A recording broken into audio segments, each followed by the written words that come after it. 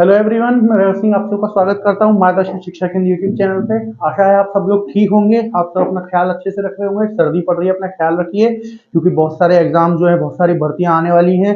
जो भर्ती आ रही है उन्हें भरिए, उनके फॉर्म्स भरिए और उनको दीजिए पेपर और अपना सिलेक्शन लीजिए, ठीक है। क्योंकि जो 2024 में जो है इलेक्शन है, उसकी वजह से 2023 में बहुत सारी बम्पर भर्तियां आने वाली हैं।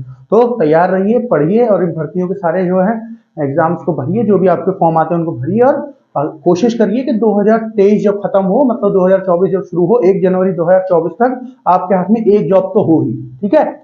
और जिसका यूपीजीडी आपका एसएससी जीडी का एग्जाम है, एग्जाम चल रहे हैं एसएससी जीडी के 10 तारीख से शुरू हुए थे, तो जिसका एग्जाम है उन सबको बेस्ट ऑफ लक, आपके पेपर बहुत अच्छा जाए और आपका नंबर एसएससी जीडी में ही आ जाए, ठीक है, जिसमें भी आप चाहते हैं उसमें, ठीक है। तो आज के इस वीडियो को शुरू करते हैं। तो ये जो वीडियो है, हम इसमें आज के इतिहास के बारे में पढ़ते हैं। आज के इतिहास में क्या पढ़ते हैं कि जिस दिन जो डेट होती है ना, जैसे आज 14 जनवरी है, तो जिस दिन जो डेट होती है उस दिन इतिहास में उसमें क्या क्या घटनाएं हुई हैं, ठीक है, क्या क्या महत्वपूर्ण घटनाएं हुई हैं, किस किस का जन्म हुआ है, जैसे किसी महत्वपूर्ण आदमी का जन्म हुआ है जिसने आगे जाके कोई अच्छा काम किया है, ठीक है, चाहे वो हमारे देश का हो, मतलब भारत का हो, इंडिया का हो, या फिर भारत से देश का हो, है ना, चाहे अंतर्राष्ट्रीय लेवल पे हम हो या हमारे राष्ट्रीय लेवल पे हो, हम सब ऐसी घटनाओं को पढ़ते हैं, ठीक है। तो चलिए शुरू करते हैं। 14 जनवरी आज की तारीख, आज के इतिहास की वीडियो को, आज के दिन इतिहास में क्या क्या हुआ था। तो सबसे पहले हम पढ़ेंगे देश के अंदर क्या हुआ था, ठीक है, हमारे देश के अंदर क्या क्या महत्वपूर्ण घटनाएं हुई थी, सबसे पहले वो पढ़ेंगे। पहला क्या है, पहला है 14 जनवरी 1761। 14 जनवरी 14 ऑफ जनवरी 1761, 14 जनवरी 1961 को क्या हुआ था, पानीपत की तीसरी लड़ाई मराठा और अहमद शाह अब्दाली के बीच हुई, ठीक है। तो जो पानीपत की तीसरी लड़ाई थी वो हुई थी, ठीक है। किस किस के बीच हुई थी पानीपत की तीसरी लड़ाई, जो मराठा थे, ठीक है, मराठा एम्पायर था उसके बीच में, और अहमद शाह अब्दाली, ये अफगानिस्तान का था अहमद शाह अब्दाली। वहां पे एक दुर्रानी एम्पायर करके नाम होता था, दुर्रानी साम्राज्य, ये वहां का राजा था, ठीक है ना, उस टाइम पे। तो इसके बीच और मराठाओं के बीच ये युद्ध हुआ था, ठीक है। तो जो मराठा है इनकी तरफ से कौन कौन लड़ रहा था ये तो मैंने बता दिया, अहमद शाह अब्दाली लड़ रहा था दुर्रानी उसकी तरफ साम्राज्य की तरफ से। मराठाओं की तरफ से कौन लड़ रहा था, मराठाओं की तरफ से लड़ रहे थे राजा राम द्वितीय, ठीक है। दूसरे कौन लड़ रहे थे, दूसरे जो उस टाइम पे पेशवा थे वहां के, जो प्रधानमंत्री थे वो कौन थे, बालाजी बाजीराव, ठीक है। और जो उस टाइम पे सेनापति थे, है ना, इनके जो सेनापति थे, इनके जो आर्मी के सेनापति थे वो कौन थे, सदाशिवराव, ठीक है, सदाशिवराव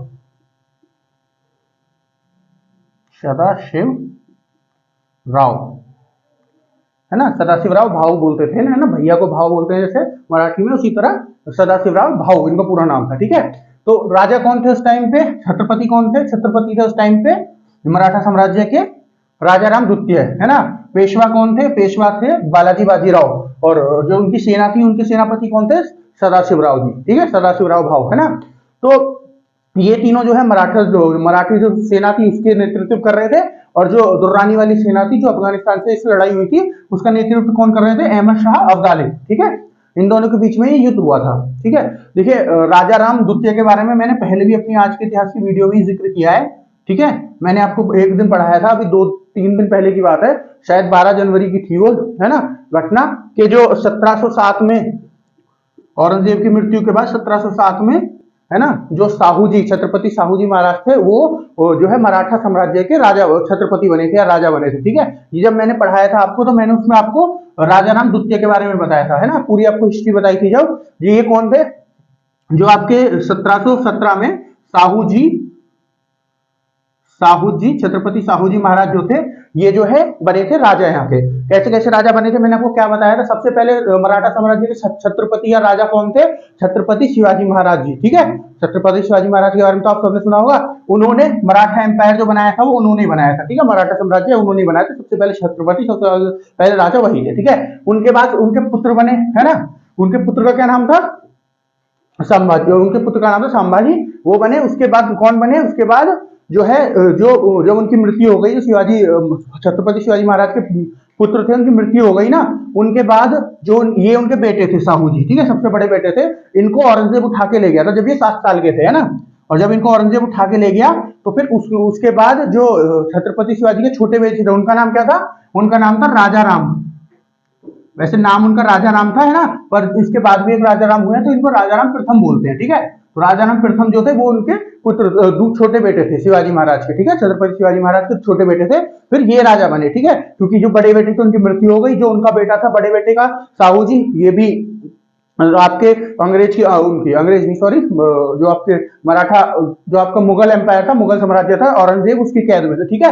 तो पहले ये बने, और इनके बाद जब इनकी मृत्यु हुई तो इनके बेटे बने, ठीक है। इनके बेटे का क्या नाम था? शिवाजी, शिवाजी द्वितीय इनके बेटे का नाम था। फिर ये बने, है ना, ये अपनी माताजी ताराबाई के साथ मिलके, क्योंकि ये भी जब राजा बने थे, जब राजा राम प्रथम की मृत्यु हुई थी, राजा राम प्रथम जी जो थे, जो प्रथम थे, ठीक है, छत्रपति राजा राम प्रथम जो थे, जब इनकी मृत्यु हुई थी, जब ये 10 साल के थे, तो इनको 10 साल की उम्र में राजा बनना पड़ा, क्योंकि और कोई था नहीं। तो जब ये 10 साल के थे, ये राजा बने, शिवाजी द्वितीय जी हैं, छत्रपति शिवाजी द्वितीय, और ये अपनी माता जी के साथ, ताराबाई जी के साथ जो है वो करते थे, राज करते थे, ठीक है, मराठा साम्राज्य को संभाल रहे थे, ठीक है ना। तो जब औरंगजेब की 1707 में मृत्यु हो गई, है ना, और मराठा जो मुगल साम्राज्य था उसके राजा कौन बने? बहादुर शाह प्रथम। मैंने आपको कल ही बताया था बहादुर शाह प्रथम के बारे में, ठीक है। तो बहादुर शाह प्रथम जो है राजा बने, और उन्होंने साहू जी को छोड़ दिया था, जो कैद में थे इतने सालों से, इनको छोड़ दिया। और जैसे ही 1707 में यहां से निकले, इन्होंने जाके ताराबाई जी से कहा जो मेरा राज्य है उसको वापस कर दो, लेकिन ताराबाई जी ने किया नहीं, तो इन दोनों के बीच में फिर युद्ध हुआ, इन दोनों के और साहू जी के बीच में युद्ध हुआ, ठीक है। और उसमें साहू जी जीत गए, ठीक है। किसकी मदद से जीते थे? बालाजी विश्वनाथ की मदद से, ठीक है। जो ये जो बाजीराव जो आपके बालाजी बाजीराव है, इनके पिता थे, ठीक है, जो पहले पेशवा बने थे, ठीक है। तो फिर उसके बाद राजा कौन बना? साहू जी राजा बने, और उनके साथ उनके प्रधानमंत्री कौन बने थे? पेशवा कौन बने थे? बालाजी विश्वनाथ, ठीक है। उसके बाद क्या हुआ? जब इनकी मृत्यु होने वाली थी, इनकी मृत्यु कब हुई थी? 1749 में, 1749 में इनकी मृत्यु हुई थी ना, तो इनके कोई संतान नहीं थी। तो इन्होंने साहू जी ने ताराबाई जी से बात की, है ना, कि मेरी कोई संतान नहीं है, वैसे हमारी लड़ाई हुई थी लेकिन हम हैं एक ही परिवार के, तो जो हमारा जो आगे वो जो भी राजा बनेगा, जो भी छत्रपति बनेगा, वो हमारे परिवार में से बनना चाहिए। तो जो शिवाजी द्वितीय के बेटे हैं ना, आप इनको राजा बना दो, ठीक है। तो शिवाजी, तो इन दोनों के बीच में बात हो गई, है ना, कि हाँ ठीक है हम राजा बना देंगे, क्योंकि एक ही परिवार के रहने, एक ही परिवार के थे, ठीक है। तो ये भोसले परिवार था पूरा, ठीक है। ये शिवाजी का, शिवाजी छत्रपति शिवाजी महाराज का जो परिवार था, भोसले परिवार था, ठीक है ना। तो जो ये जो शिवाजी द्वितीय थे, इनके पुत्र थे, कौन थे इनके पुत्र? इनके पुत्र थे राजा राम द्वितीय। इनके पिता थे राजा राम प्रथम, और इनके पुत्र थे राजा राम द्वितीय, है ना। तो उसके बाद ये राजा बने, ठीक है। और जो आपके मैंने आपको बताया था किसकी मदद से जीते थे? साहू जी जो जीते थे 1707 में, बालाजी विश्वनाथ की मदद से। उनकी भी मृत्यु 1720 में हो गई थी, है ना। तो उसके बाद इनके जो पुत्र थे वो पेशवा बन गए। वो कौन थे? बालाजी बाजीराव, ठीक है। इनके ऊपर एक मूवी भी आई थी बाजीराव मस्तानी, उसमें जो रणवीर सिंह जी ने जो कैरेक्टर निभाया है वो इन्हीं का निभाया है, ठीक है। किसका? बालाजी बाजीराव जी का, ठीक है ना। तो ये मैंने आपको पूरा कुछ समझा दिया, मुझे लगता है आपको सारा समझ में आ गया होगा, ठीक है ना। तो इस आज ही के दिन, ठीक है, ये तीसरा पानीपत का युद्ध शुरू हुआ था। पहला पानीपत का युद्ध किसके किसके बीच में हुआ था, है ना। पहला पानीपत का युद्ध किसके हुआ था? किसके बीच में हुआ था? लोधी एम्पायर के और जो आपके इब्राहिम लोधी के बीच में, और बाबर के बीच में। जो बाबर उसके बाद जीत गए थे और फिर उन्होंने मुगल साम्राज्य की स्थापना की थी, ठीक है। दूसरा दूसरा किसके बीच में हुआ था? दूसरा हुआ था महाराज हेमू के बीच में, है ना। और दूसरी तरफ कौन थे? अकबर, है ना। इन दोनों के बीच में हुआ था। इसमें मुगल जीत गए थे, अकबर जीत गए थे। हेमू जो है उनके क्या हुआ था? अच्छा खासा युद्ध चल रहा था। हेमू की जो फौज थी वो बहुत अच्छे से लड़ रही थी, बहुत अच्छे से जीत रही थी, लेकिन फिर अकबर की फौज में से एक तीरंदाज ने, जो हेमू हाथी पे बैठे हुए थे, उनको एक तीर मारा, ठीक है ना। और तीर उनकी आंख में लग गया, जिसकी वजह से हेमू की मृत्यु हो गई। जब राजा की मृत्यु हो जाती है तो सेना अपने आप इधर उधर हो जाती है, इधर उधर चली जाती है ना, मतलब भागने लगती है। तो इसकी वजह से उनकी मृत्यु हो गई हेमू जी की। इस वजह से अकबर जीत गए उस युद्ध को, ठीक है। तो दूसरा ही पानीपत का युद्ध अकबर और हेमू के बीच में हुआ था, ठीक है। तीसरा किसके बीच में हुआ था?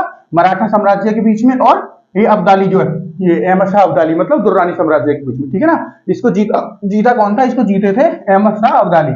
इसको अहमद शाह अब्दाली जीत गए थे इस वाले युद्ध को, ठीक है। अहमद शाह अब्दाली इस युद्ध को जीत गए थे। और इन्होंने ये युद्ध क्यों किया था? मराठाओं से युद्ध क्यों किया था इन्होंने? इसलिए मराठा से इन्होंने युद्ध किया था कि जो दिल्ली थी ना उस टाइम पे, दिल्ली हमेशा से राजधानी रही है भारत की, है ना। बीच में थोड़े दिन के लिए शिफ्ट हो गई थी कोलकाता, लेकिन फिर दोबारा दिल्ली में हो गई थी। दिल्ली को ऐसा माना जाता था अगर किसी ने दिल्ली पर कब्जा कर लिया ना, तो समझ लो पूरा भारत उसके अंदर आ गया, ठीक है ना। तो जो दिल्ली था उस टाइम पे किसके अंदर आता था? वो उस टाइम पे आता था मुगल साम्राज्य के अंदर, ठीक है ना। मुगल साम्राज्य के अंदर आता था, ठीक है। मुगल साम्राज्य के अंदर आता था तुम्हारा दिल्ली था उस टाइम पे, मुगल साम्राज्य के अंदर आता था। तो ये जो अहमद शाह अब्दाली था, ये जो है दिल्ली जाना चाहता था, है ना। तो बीच में इसको किससे लड़ना पड़ा, इसको मराठाओं को हरा के, और फिर मराठा जब हार गए इसके बाद ये दिल्ली में घुसा, और दिल्ली में घुस के फिर इसने खूब लूट मार और ये सब की, वहां से बहुत सब लोगों को मारा, वहां पे इसने बहुत वो किया था, वहां पे इनकी जो फोर्स थी ना, बहुत लोगों को इन्होंने उस टाइम पे मारा था। आप इनके बारे में पढ़ेंगे ना कभी गूगल पे डाल के देखिएगा, तीसरे पानीपत के युद्ध के बाद क्या क्या हुआ था। ये दिल्ली में घुस गए और इन्होंने बहुत बहुत लोगों को मारा, बहुत राजा थे उस टाइम पे उनको मार दिया, है ना। और जो मतलब राजा जो मुगल साम्राज्य को उस टाइम पे संभाल रहे थे उनको मार दिया, बहुत लूटपाट सब की, और फिर अपनी तरफ से एक राजा वहां पे अकबर दुत्ते नाम से बिठा के चले गए, ठीक है ना। ये अहमद साहब अब्दाली, ठीक है, सॉरी अकबर दुत्ते नहीं, वो क्या है, शाह आलम दुत्ते, ठीक है, शाह आलम दुत्ते, अकबर दुत्ते नहीं, शाह आलम दुत्ते, जिसको ये बिठा के चले गए, ठीक है। तो आशा है मुझे आपको ये पूरी न्यूज समझ में आ गई होगी। मैंने आपको इसका पूरा बैकग्राउंड जो भी था सब कुछ एकदम बता दिया है। शिवाजी महाराज की मृत्यु के बाद सारा कुछ बता दिया आपको कि राजा राम द्वितीय कौन थे, बालाजी बाजीराव कौन थे, और सदाशिवराव जो थे उनकी सेनापति थे, ठीक है, और उनके बीच में लड़ाई कैसे कैसे हुई, उसके बाद क्या हुआ लड़ाई के बीच में, ठीक है ना। चलिए अब अगली आज की घटना देखते हैं क्या है। 14 जनवरी 1969 को 14 जनवरी 1969 को क्या हुआ था, भारत के दक्षिण राज्य मद्रास का नाम बदलकर तमिलनाडु किया गया, ठीक है। जो मद्रास था, मतलब जो इस टाइम पे तमिलनाडु, उसका नाम पहले क्या हुआ करता था, उसका नाम पहले हुआ करता था मद्रास, ठीक है।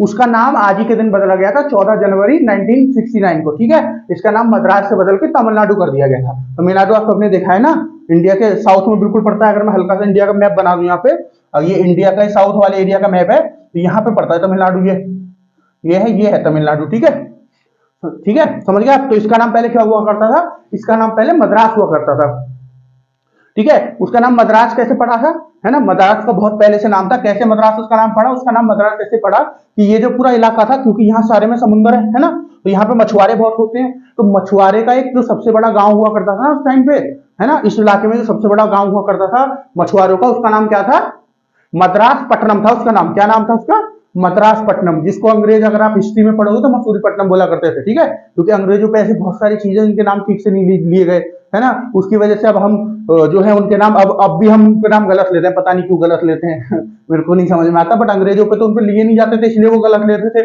हम पता नहीं क्यों इंग्लिश में उसको अगर हम गलत बोलते हैं। जैसे अंग्रेजों पे त्रिवेंद्रपुरम जो केरला की राजधानी है उसका नाम नहीं लिया जाता था, तो क्या बोलते थे वो उसको, त्रिवणकोर बोल देते थे उसको, है ना, त्रिवणकोर। तो आजकल हम इंग्लिश में अगर जब बोलते हैं तो उसको त्रिवणकोर बोलते हैं, त्रिवेंद्रपुरम नहीं बोलते, ठीक है। पता नहीं ऐसे क्यों, ऐसे बहुत सारे उनके नाम है ना, समझ रहे हो आप, ऐसे बहुत सारी जगहों के नाम है जो अंग्रेज गलत लेते थे और उसके बाद हम भी उसको गलत लेने लगे, ठीक है। तो जो ये मद्रास पट्टनम होता था, जिसको मसूरीपट्टनम बोलते थे, है ना, उसके नाम पे इसका नाम मद्रास रखा गया था, क्योंकि वो मछुआरों का सबसे बड़ा गांव हुआ करता था उस टाइम, ठीक है ना। और ये आपका 1969 में 14 जनवरी 1969 में मद्रास का नाम बदल के तमिलनाडु कर दिया गया, ठीक है। तमिलनाडु में और क्या पूछ सकते हैं, तमिलनाडु की कैपिटल क्या है ये भी पूछ सकते हैं। तमिलनाडु की कैपिटल है चेन्नई, तमिलनाडु कैपिटल है चेन्नई, ठीक है। तमिलनाडु कैपिटल क्या है, चेन्नई है तमिलनाडु कैपिटल, ठीक है। मैंने अभी तमिलनाडु के उसमें आपको सुबह भी एक करंट अफेयर जो आए थे सुबह, उसमें भी एक न्यूज बताई थी तमिलनाडु के लिए कि जो सेतु समुद्रम प्रोजेक्ट है उसको जो तमिलनाडु गवर्नमेंट है उसको रिवाइव करना चाहती है, उसको दोबारा जिंदा करने जाती है। आप जो है उस वीडियो को भी जाके देखेंगे तो उसमें मैंने बहुत अच्छे से समझाया है कि सेतु समुद्रम प्रोजेक्ट क्यों है, क्यों उसको रिवाइव करना चाहती है, वो पहले क्यों बंद हो गया था, ये सब मैंने समझाया, ठीक है। तो ये तमिलनाडु के बारे में हो गया ना। तमिलनाडु का नाम जो है, मतलब जो मद्रास का नाम है वो आज ही के नाम उसका नाम तमिलनाडु रखा गया था 14 जनवरी 1969 को। चले आगे न्यूज देखते हैं। 14 जनवरी 1999 को 1999 14 जनवरी 1999 को भारत का पहला अत्याधुनिक हवाई यात्रा परिषद, हवाई यातायात परिषद दिल्ली राष्ट्र को समर्पित किया गया। तो आज के दिन क्या हुआ था, हवाई यातायात परिषद क्या होता है, हवाई अड्डा, एयरपोर्ट, है ना। तो जो पहला हवाई अड्डा है, पहला यातायात परिसर जो है, जो आधुनिक था, जो बहुत मतलब टेक्नोलॉजिकली एडवांस था, उसमें बहुत सारी ऐसी ऐसी चीजें थी जो पहले नहीं हुआ करती थी भारत के एयरपोर्ट में। तो पहला ही ऐसा अत्याधुनिक एयरपोर्ट था भारत का जो दिल्ली को आज के दिन 1999 में दिया गया था, मतलब बन के तैयार हुआ था। इसका उद्घाटन आज के दिन हुआ था, शुरू हुआ था आज के दिन से, ठीक है। चलिए अब आज की नेक्स्ट न्यूज पे चलते हैं। ये 1551 की न्यूज है ना, ये ऊपर आनी चाहिए थी, चलिए कोई नहीं, अभी मैं आपको बता देता हूं। ठीक है, क्योंकि मैंने ये साल के अकॉर्डिंग जो है सन के अकॉर्डिंग अरेंज कर रखे थे, बट ये नीचे लिख दिया है, रह गई थी क्योंकि ऊपर, इसलिए मैंने नीचे लिख दिया है। नेक्स्ट टाइम से मैं ध्यान रखूंगा, ठीक है। अभी आप देख लीजिए कि ये जो है 1515 की न्यूज है, ठीक है। तो अब ये 14 जनवरी 1515, तो 1551, सॉरी 1551, 1551, ठीक है। 14 जनवरी 1551 को क्या हुआ था, मुगल साम्राज्य के मुगल साम्राज्य में अकबर के नवरत्नों में से एक अब्दुल फजल का जन्म हुआ था, ठीक है। जो अब्दुल फजल थे उनका जन्म हुआ था। अब्दुल फजल कौन थे, अकबर के जो नवरत्न थे। अकबर के नवरत्न होते थे ना, जो इनकी कोर्ट में इनका पूरा राजपाट वगैरह संभालते थे, 9 लोग होते थे, इसलिए इनको नवरत्न बोला गया, ठीक है ना। तो इनमें से एक का नाम था, एक कौन थे, अब्दुल फजल थे, ठीक है। उनका आज के दिन जन्म हुआ था, ठीक है। अब्दुल फजल को आप किस रूप से जानते होंगे, अब्दुल फजल ने एक किताब लिखी है, जो हम जो है अपनी हिस्ट्री वगैरह में पढ़ते हैं, इससे बहुत क्वेश्चन पूछ जाते हैं उस किताब को, ये किताब किसने लिखी है। उस किताब का नाम क्या है, अकबरनामा।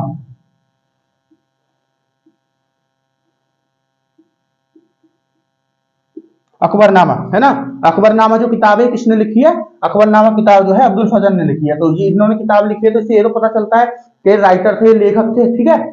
ये लेखक थे जो आपके अब्दुल अब्दुल फजल हैं, ये जो है एक लेखक थे, ठीक है ना। इन्होंने अकबरनामा लिखी है। और ये इनकी दूसरी एक और काम था, ये एडवाइजरी देते थे, मतलब सलाह देती थी, है ना। जो भी सलाह चाहिए होती थी अकबर को, है ना, जो सबसे मेन आदमी थे जिनसे सलाह ली जाती थी वो अब्दुल फैजल थे। चलिए मैं आपको जो 9 रत्न थे उनके बारे में बता देता हूँ, सबको बता देता हूँ नाम बता के, और वो क्या क्या काम थे। तो सबसे पहले तो मैंने आपको बता दिया अब्दुल फैजल थे, ठीक है। अब्दुल फैजल थे, अब्दुल फजल थे सबसे पहले, जो ऑथर भी थे और एडवाइजर भी थे। ऑथर मतलब लेखक थे और एडवाइजर थे। दूसरे कौन हो गए, दूसरे हो गए फैजी, ये एक पोएट थे, है ना। एजुकेशन मिनिस्टर थे एक तो वहां के, है ना, जो पढ़ाई के ऊपर देखते थे। एजुकेशन मिनिस्टर जो भी है कि सबको मतलब ये जैसे मुगल साम्राज्य था तो इस्लाम की तामील सबको अच्छे से मिल रही है, सब कुछ हो रहा है, ठीक से नहीं हो रहा है ना, जो भी जिसको पढ़ाना है वो ठीक से पढ़ रहा है कि नहीं पढ़ रहा है, ठीक है। और दूसरा ये एक पोएट भी थे, मतलब कवि थे। ये कौन थे, ये लेखक थे और ये कवि थे, ठीक है ना। ये कविता लिखते थे, वो कहानियां लिखते थे, ठीक है।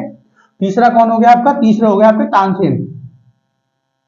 तानसेन का नाम तो आप सबने सुना होगा। तानसेन के थे, सिंगर थे इनके यहाँ पे, ठीक है।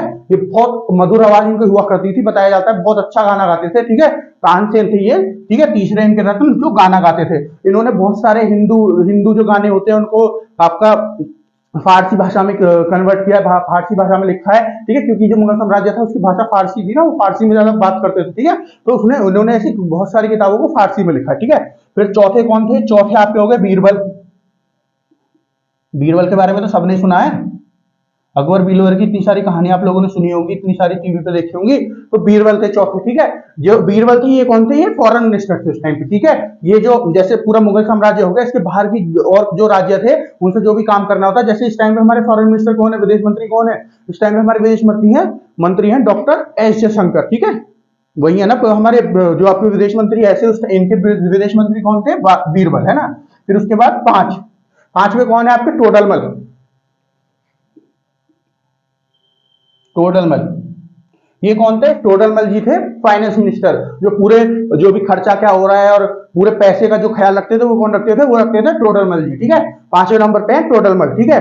फिर उसके बाद 6ठे नंबर पे कौन है, 6ठे नंबर पे है, 6ठे नंबर पे है आपके 6ठे नंबर पे है आपके राजा मानसिंह। 6ठे नंबर पे है आपके राजा मानसिंह। राजा मानसिंह, राजा मानसिंह कौन थे, इनके मिलिट्री के कमांडर थे, ठीक है, इनके सेनापति थे राजा मानसिंह, ठीक है। आप कभी पढ़ोगे ना, जैसे अकबर ने किस किस से लड़ाई कैसे कैसे करी, जैसे महाराणा प्रताप से कई लड़ाई अकबर ने की थी, है ना। महाराणा प्रताप जी के टाइम पे कौन था, है ना, महाराणा प्रताप जी के टाइम पे अकबर हुआ करता था मुगल साम्राज्य से, इन दोनों के बीच में होती थी जो भी लड़ाई होती थी, ठीक है। तो जो महाराणा प्रताप जी से लड़ने आते थे ना अकबर की तरफ से, उनकी सेना का नेतृत्व करते थे, कौन होते थे, राजा मानसिंह होते थे वो, ठीक है, ठीक है ना। उसके बाद 6 के बाद मैं 7 लिख देता हूं। 7 कौन है, अब्दुल अब्दुल रहीम खाने खाना, खान ये खाना, ठीक है। अब्दुल अब्दुल अब्दुल रहीम खाने खाना। अब्दुल रहीम खाने खाना जो थे ये कौन थे, अब्दुल रहीम खाने खाना जो थे वो डिफेंस मिनिस्टर हुआ करते थे। जो भी आर्मी के लिए क्या चीज की जरूरत है, आर्मी ठीक से रह पा रही है नहीं, खाना खा पा रही है नहीं, किससे लड़ाई करनी है, किससे क्या करना है, कब लड़ाई के लिए जाना है, ये सब कौन देखते थे, अब्दुल रहीम खाने खाना देखते थे, ठीक है। ये हो गए 7वें इनके रत्न। 8वें, अब 8वें रत्न की बात करते हैं। 8वें रत्न हो गए इनके फरीक अजाउ। फरीक अजाउ, ठीक है, फरीक अजाउ थे। फरीक फकीर, सॉरी फरीक नहीं, फकीर, फकीर अजाऊ है ना। फकीर अजाऊ जो थे ये कौन थे? ये जो अकबर के द्वारा आप सबने पढ़ा होगा एक धर्म जो है उसको शुरू किया गया था, दिन इलाही, ठीक है। दिन इलाही करके एक अकबर के द्वारा एक धर्म को शुरू किया गया था, ठीक है। तो मतलब वो इस्लाम का हिस्सा वो करता था, लेकिन अकबर ने उसको शुरू किया था दिन इलाही को, ठीक है। तो जो फरूक जो थे ये, सॉरी फकीर जो थे ये, फकीर अजाऊ, ये जो है उसी को देखते थे। ये जो धर्म था इनका, मतलब ये रिलीजियस गुरु थे इनके, ठीक है, रिलीजियस लीडर थे, है ना, जो धार्मिक चीजें होती है इन सबको देखते थे, ठीक है। और उसके बाद 10th और 9th हो गया आपके, 9th यहाँ लिख देता हूं मैं। 9th कौन थे? 9th थे आपके मुल्ला द प्याजा, है ना। मुल्ला द प्याजा जो थे, मुल्ला द प्याजा, मुल्ला द प्याजा ये कौन थे? मुल्ला द प्याजा जो थे वो होम मिनिस्टर थे, गृह मंत्री थे, है ना, जो जो राज्य के अंदर जो सब चीज हो रही है जो उन सबको देखते थे, उन सबके बारे में राजा को बताते थे, ये चीज होनी चाहिए, नहीं होनी चाहिए, ठीक है ना। ये कौन थे? मुल्ला द प्याजा, ठीक है। जैसे इस टाइम पे हमारे होम मिनिस्टर कौन है इंडिया के? कौन है? अमित शाह जी, है ना। ऐसे ये होम मिनिस्टर हुआ करते थे, जो अंतर्गत जो भी चीजें होती थी ये उन सबको देखते थे। तो मैंने आपको सारे नवरत्न बता दिया अकबर के, जो अकबर का पूरा राज्य चलता था वो इन्हीं नवरत्न के उस पर चलता था, ठीक है। सबसे पहले कौन बताया मैंने? अब्दुल फजल, दूसरे नंबर पे आपके फैजी, तीसरे नंबर पे तानसेन, चौथे नंबर पे बीलवर, पांचवें नंबर पे टोडरमल, है ना। फिर मैंने 6th बताए थे, 6th राजा मानसिंह, ठीक है। 7th मैंने क्या बताया? अब्दुल रहीम खाने खाना, है ना। 8th क्या बताया मैंने? 8th बताए फकीर, आपके फकीर अजाऊ, है ना। और 9th कहाँ बताया हमने? मैंने मुल्ला दो प्याजा, ठीक है। तो ये 9 के 9 अकबर की रत्न थे, ठीक है। ये अकबर की कोर्ट को पूरी को चलाते थे, जो भी अकबर का राज्य था उनको यही चलाते थे, ठीक है ना। तो ये जो चारों हैं ये हमारे देश के अंदर जो जो घटनाएं हुई थी वो हो गई है पूरी। मैं एक बार आपको रिवाइज करा देता हूँ चारों को। पहली हुई थी 14 जनवरी 1761 में, 1761 में पानीपत का तीसरा युद्ध हुआ था। मैंने इसमें बता दिया आपको, मराठाओं के बीच में हुआ था और अहमद शाह अब्दाली के बीच में हुआ था। ये अफगान के थे अहमद शाह अब्दाली, ठीक है। वहां पे दुर्रानी साम्राज्य था, उसके वो थे, ठीक है। तो और मराठा साम्राज्य की तरफ से कौन कौन लड़ रहा था उस टाइम पे? छत्रपति कौन थे मराठा साम्राज्य के, मतलब राजा कौन थे? राजा राम द्वितीय। पेशवा कौन थे? बालाजी बाजीराव। और जो सेनापति थे सेना के, मराठा सेना के, वो थे सदाशिवराव, ठीक है। ये तीनों उस टाइम पे जो आर्मी थी, जो मराठा साम्राज्य की नेवी थी, सॉरी आर्मी थी, उसका नेतृत्व कर रहे थे, ठीक है ना। और ये अहमद शाह जो थे वो जो दुर्रानी आर्मी थी उसका नेतृत्व कर रहे थे ना। फिर मैंने आपको ये राजा राम कौन थे, ये सारा इनकी पूरी हिस्ट्री बता दी, इनकी पूरी फैमिली की, मराठा साम्राज्य में कैसे कैसे कौन कौन छत्रपति बने, कैसे कैसे क्या क्या हुआ था, ठीक है। ये मैंने आपको सारा कुछ इसमें बता दिया। इस युद्ध को जो थे मराठा हार गए थे। मैंने ये भी बताया क्यों जो है ये अहमद शाह अब्दाली क्यों लड़ना चाहता था मराठा से, इनको हटा के वो दिल्ली में घुसना चाहता था ताकि दिल्ली को उसका राज हो सके और पूरे भारत को उसका राज हो सके, ठीक है। दूसरा मैंने क्या बताया आपको कि 14 जनवरी 1969 को जो दक्षिण राज्य है भारत का, मैंने आपको यहाँ मैप में भी बताया, ये जो है ये तमिलनाडु है। इस टाइम पे इसको तमिलनाडु बोलते हैं, पहले इसको मद्रास बोलते थे, तो मद्रास से इसका नाम बदल के तमिलनाडु रखा गया था आज के दिन, ठीक है। और फिर मैंने नेक्स्ट बताई आपको 14 जनवरी, और मैंने एक चीज और बताई कि इसमें कि इसका नाम मद्रास क्यों रखा गया था, क्योंकि उस टाइम पे जो ये पूरा पानी है ना साइड में आसपास यहाँ पूरे में, तो यहाँ पे मछुआरे पाए जाते थे। जो मछुआरों का सबसे बड़ा गांव था इस क्षेत्र में, उसका नाम था मद्रासपट्टनम, उसके नाम पे इसका नाम रखा गया था, ठीक है। फिर मैंने नेक्स्ट बताई आपको न्यूज के 14 जनवरी 1999 को, 14 जनवरी 1999 को, है ना, भारत को अपना पहला हवाई अड्डा, जो आधुनिक हवाई अड्डा था, दिल्ली को वो मिला। भारत का पहला था और दिल्ली को पहला मिला था, ठीक है। दिल्ली राजधानी है भारत की, तो उसको पहला मिला था, इसका मतलब भारत को पहला मिला था, ठीक है ना। नेक्स्ट है आपका 14 जनवरी 1551, है ना, 1551। इस दिन क्या हुआ था? मुगल साम्राज्य के जो राजा है अकबर, राजा थे अकबर, उनके नवरत्नों में से एक का आपका आज के दिन जन्म हुआ था, ठीक है। आज के दिन उनका जन्म हुआ था, किसका? अब्दुल फजल का, ठीक है। ये जो है एक मतलब एक ऑथर थे, है ना, और एक एडवाइजर भी थे, ठीक है ना। ऑथर मतलब जो लेखक होते हैं, इन्होंने एक किताब लिखी है जिसके बारे में बहुत क्वेश्चन पूछे जाते हैं पेपर्स एग्जामों में, है ना। किसने? आपके अकबरनामा इन्होंने लिखी थी। किसने लिखी थी? अब्दुल फैजल ने, ठीक है। और बाकी के जो 9 रत्न, मतलब इनको लगा के पूरे 9 रत्न है, वो मैंने आपको सब कुछ सब बता दिया, ठीक है ना। अब हम चलते हैं विदेश की जो घटना हुई थी आज के दिन, ठीक है। विदेश में आजकल आज के दिन क्या क्या ऐसी घटना हुई थी जो महत्वपूर्ण है, ठीक है। पहली है 14 जनवरी 1992, 14 जनवरी 1992, है ना, मतलब 14 जनवरी 1992, ठीक है, ठीक है ना। 1992 को क्या हुई थी? इजराइल ने जॉर्डन के साथ शांति वार्ता शुरू की, शांति वार्ता शुरू की, ठीक है। मतलब एक साथ आके बैठे और शांति के लिए जो एग्रीमेंट साइन करना था, जो भी डील साइन करनी थी, या जो कोई प्रस्ताव एक दूसरे के साथ मिलकर साइन करना था, जिस पे एग्री करना था, उसकी वार्ता शुरू हुई, उसके लिए बातें शुरू हुई थी आज के दिन, कब? 14 जनवरी 1992 को, है ना। इन दोनों के बीच में, इसराइल और जॉर्डन के बीच में क्यों शुरू हुई?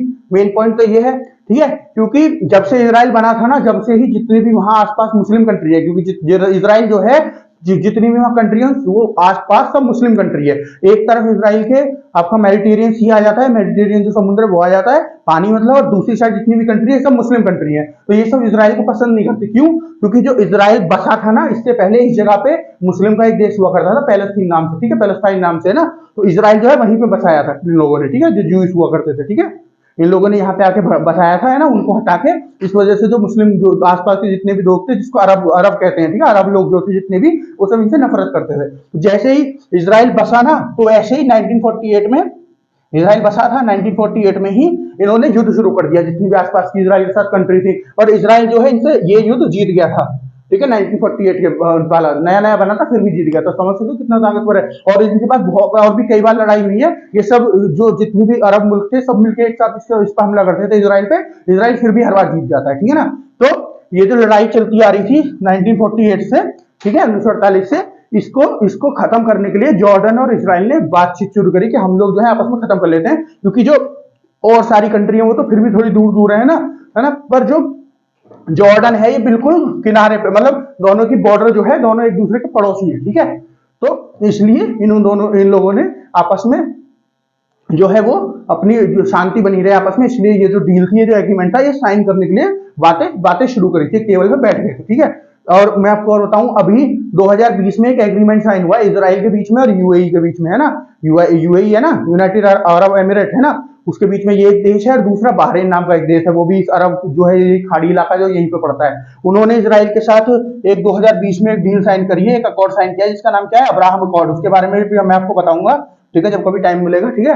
उसके ऊपर एक वीडियो जरूर लेके आऊंगा। तो जो इसराइल अकॉर्ड है, इसराइल नहीं, सॉरी, अब्राहम अकॉर्ड है ना, उसमें इन दोनों ने भी जो अपने इसराइल, यूएई और इसराइल और बहरीन ने अपने आपस में एक दूसरे के बीच में अपनी जो है शांति के लिए ये जो डील है साइन हुई है कि इनके बीच में शांति बनी रहे, है ना, और अपने डिप्लोमेटिक रिलेशन जो है वो स्टैब्लिश किए। डिप्लोमेटिक रिलेशन का मतलब आपस में जो हम अपने रिश्ते हैं वो अब शुरू हो गए नॉर्मल कंट्री की तरह। डिप्लोमेटिक रिलेशन का मतलब होता है कि अब लोग जो है, हम एक दूसरे का दूतावास एक दूसरे के यहाँ खोल लेंगे। दूतावास मतलब एम्बेसी जो होती है, ठीक है, हमारे जो डिप्लोमेट है, डिप्लोमेट जो है वो एक दूसरे के वहां जाएंगे, जो एम्बेसी में रहते हैं, जो एम्बेसी का पूरा काम संभालते हैं, ठीक है ना, वो जो है सब जाएंगे, ठीक है ना।